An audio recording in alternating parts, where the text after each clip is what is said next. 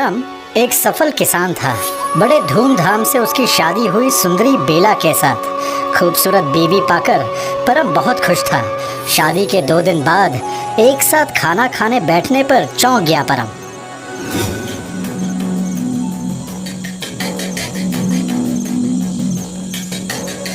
ये किस तरह से खा रही है?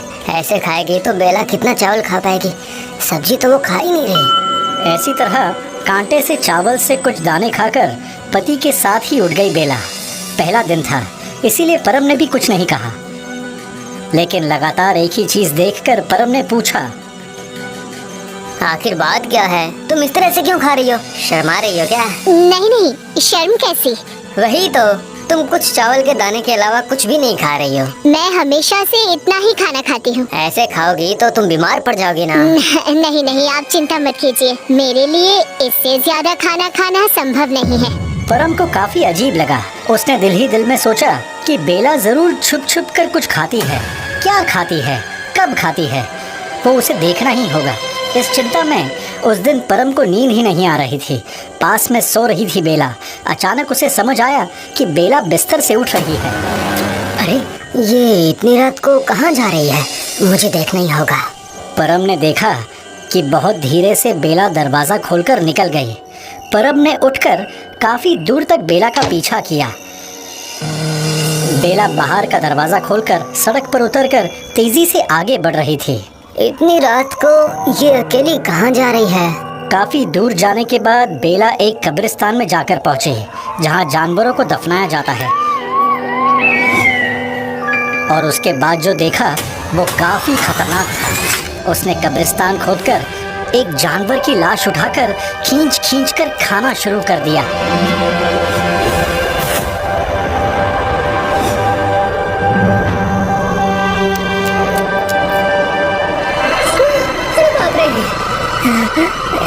ये तो इंसान नहीं है, ये तो पिशाच है। सर्वनाश हो गया। मैंने एक पिशाच से शादी कर ली है। अगर उसने मुझे देख लिया तो वो मुझे भी नहीं, मुझे भागना पड़ेगा। कुछ सोचे बिना ही दौड़ लगाता है परम। घर लौटकर बीवी का इंतजार करता है।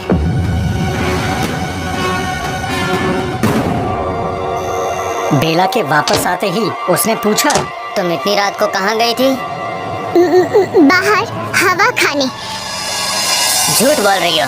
अच्छा, खाना छोड़कर तुम सड़ा गला मांस खाने के लिए कब्रिस्तान गई थी, है ना? सही कह रहा हूँ ना मैं? ये सुनते ही बेला की आंखों से आग निकल रही थी और वो गुस्से में कुर्रा उठी। मेरे पीछे आकर तूने सब कुछ देखा है, मैं समझ गई। बहुत जिज्ञासा है ना? बहुत जिज्ञासा है तेरे अंदर। अब उसका फल भुगत।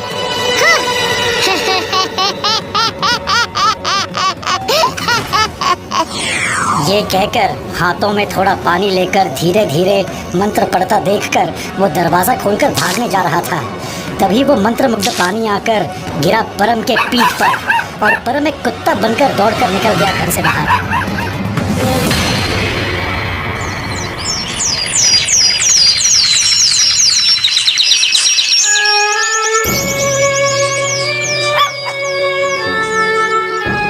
हाय हाय, यही था मेरी किस्मत में। अब मैं क्या करूं, कहाँ जाऊं? तो क्या अब ये कुत्ता बनकर मुझे पूरी जिंदगी बितानी होगी? हाय मानव जीवन, लेकिन अब मैं क्या खाऊंगा?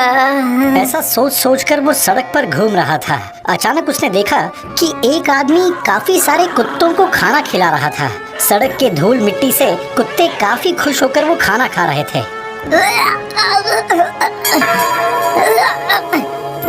नहीं, मैं इस तरह से कभी नहीं खा पाऊंगा। तो क्या अब मुझे कभी खाना नहीं मिलेगा? अचानक कहीं से एक झुंड कुत्ते आकर परम पर टूट पड़े। डर के मारे जान बचाकर दौड़ लगाई परम ने। दौड़कर घुस गया एक रोटी के दुकान में। मालिक ने क्या समझा पता नहीं, दूसरे कुत्तों को भगा दिया। दुकानदार ने सोचा कि कुत्ता आश्रय ढूंढ रहा है, इसीलिए उसने उसे भगाया नहीं। बल्कि 2 रोटी दी खाने के लिए और दिल ही दिल में सोचा, देखकर लगता है ये कुत्ता काफी सज्जन है, किसी खाने में मुंह नहीं लगाया, रहने देता हूँ यहीं, दुकान की पहरेदारी भी कर लेगा। उस दिन रात को दुकान में रोटी खरीदने आई 25 साल की सुंदरी माही। उसकी नजर पड़ी परम की ओर। परम भी माही को देख रहा था। माही मन ही मन मुस्कुरा रही थी। वो हंस क्यों रही है? अच्छा, क्या वो समझ गई कि मैं इंसान हूँ? ये कैसे संभव है? उफ, इस दुनिया की सारी संभव और असंभव में गोल गोल घूम रहा हूँ मैं। रोटी लेकर, पैसा देकर इशारे से माही ने परम को बुलाया। परम भी दुकानदार से चुपके से माही का पीछा किया। एक बड़े से घर के सामने आकर चुप होकर रुक गया परम। क्या हुआ? तुम रुक क्यों गए? आ जाओ, घर के अंदर आ जाओ। हाँ, मैं समझ गई हूँ, तुम कुत्ते नहीं हो, कुत्ते के बेस में इंसान हो। मैं तुम्हें यहाँ लेकर आई ताकि तुम्हें इंसान बना सकूं। आ जाओ, आओ। और परम अपनी पूंछ हिलाते हिलाते माही के पीछे पीछे घर के अंदर आ गया। अब माही ने एक मंत्र पढ़ा और उस मंत्र मुग्ध पानी को परम पर छिड़कते ही परम फिर से इंसान के रूप में वापस आ गया। तुम जो कोई भी हो, तुमने मुझे नई जिंदगी दी है। मैं जिंदगी भर तुम्हारा आभारी रहूंगा। मुझे तुम अपनी कहानी बताओ, तुम कुत्ते कैसे बन गए थे? परम ने बेला के बारे में सब कुछ शुरू से अंत तक बता दिया। सुनकर माही ने कहा, बेला को मैं जानती हूँ, हम दोनों ही जादूगरनी हैं। बेला की क्षमता मुझसे बहुत कम है, इसीलिए मैं बेला से डरती हूँ। जादू विद्या के अलावा हम दोनों को ही प्रेत विद्या आती है। मैं सच्चाई से साधारण गृहस्थ जीवन यापन कर रही हूँ, लेकिन बेला प्रेतों से मिलना शुरू कर देती है और लाशों के भक्षण की आदत लग जाती है। जाने दो, ये लो, ये मंत्र मुग्ध पानी उसके ऊपर छिड़क देना, फिर वो एक घोड़ा बन जाएगी। और सुनो, इस पानी को उसी वक्त फेंक देना, फिर वो कभी इंसान के रूप में वापस नहीं आ पाएंगी। लेकिन हाँ, बेला के पिताजी भी एक जादूगर हैं। उन्हें अपनी बेटी के बारे में पता चला तो तुम्हें बर्बाद करने की कोशिश करेंगे। सत्यानाश, तो अब क्या होगा? तुम चिंता मत करो, उनके गतिविधियों पर मेरी नजर रहेगी। लेकिन बेला के पिताजी तो दूसरे देश में रहते हैं, उनकी गतिविधियों पर तुम कैसे नजर रखोगी? हमारे लिए सब कुछ संभव है, संभल कर रहना। परम उस मंत्रमुग्ध पानी को लेकर घर के लिए निकल पड़ता है। उसके घर पहुंचते ही उसे देखकर बेला बहुत डर गई। ये क्या? आप इंसान कैसे बन गए? हाँ, जादू सिर्फ तुम्हें ही आता है क्या? आपके हाथ में वो कौन सा पानी है? फेंक दो, मैं कहती हूँ फेंक दो। और फिर जैसे ही बेला परम की ओर बढ़ती है, परम ने थोड़ा पानी लेकर बेला पर छिड़क दिया और तुरंत बेला एक सफेद घोड़े में बदल गई। और तभी उस मंत्रमुग्ध पानी को परम ने जमीन पर गिरा दिया। पिताजी! अरे बाप रे! और उसके बाद एक रस्सी से उस घोड़े को बांध दिया परम ने और उसे बांध कर रखा घर के बाहर।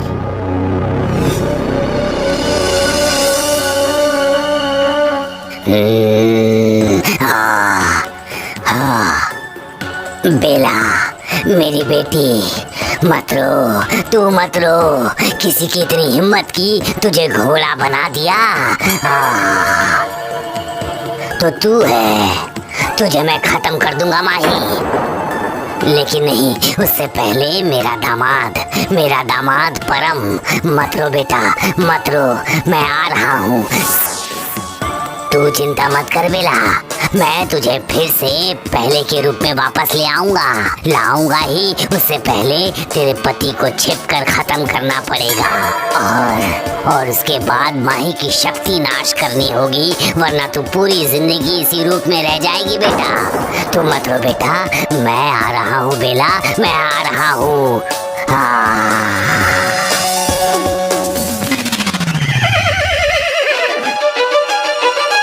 बेला के पिताजी एक जहरीला सांप बनकर छिपकर घुस गए परम के घर में और उधर माही भी अपने जादुई चटाई में सब कुछ देख लेती है। वो देखकर वो उड़कर चली जाती है परम के घर।